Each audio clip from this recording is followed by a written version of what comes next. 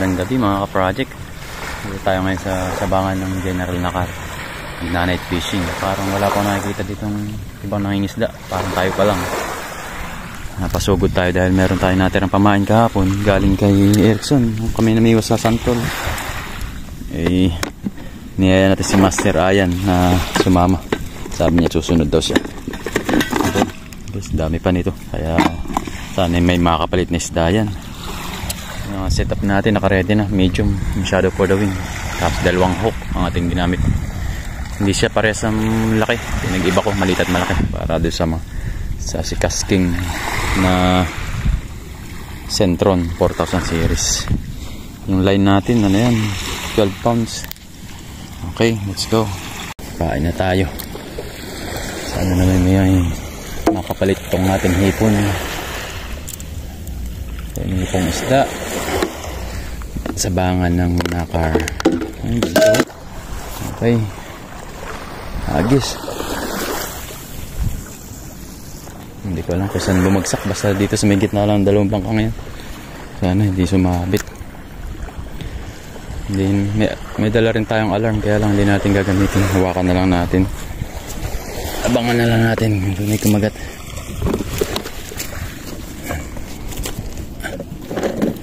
Naman kagatin agad ay hindi ko lang nakahuli na kasi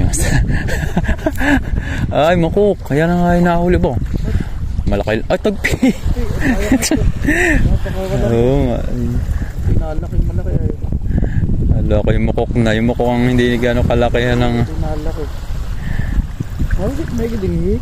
malakas nga tagpi sa ilog aba kalalaki na nahili pag naman nayahon ko na eh.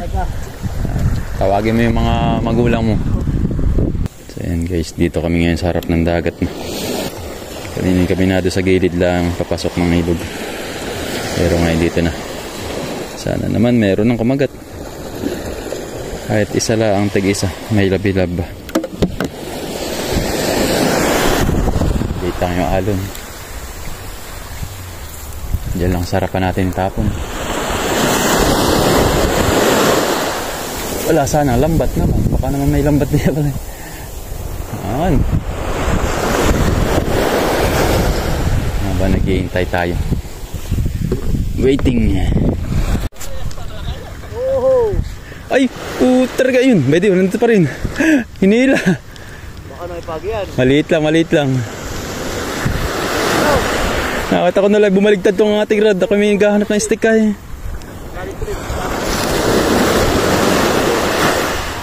Nakaano ka? Magalit-ganit din pala.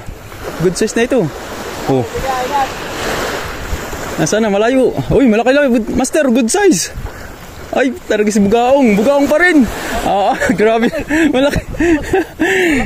hanggang ngayon pa naman. Okay na. Hiya. Hiniklas. Nagbuhangin tuloy ang ating red. Ayos. Meron nga. Iya. Lunok, wala nang kawala. Malaki na nga rin. Parang mga size na din ng huli kahapon. Ayos guys, nakaisa din. Bugaong nga lang. Huli natin si Master Ayan. Ano? Ay, tagpi na naman. Batik tagpi din naman. Malaki-laki na. Ay, wala na. Patay na ito. Pagka nasabitan na sa bibig. Huli na rin si Master.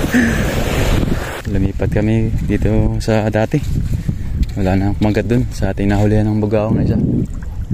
Baka dito na babawi.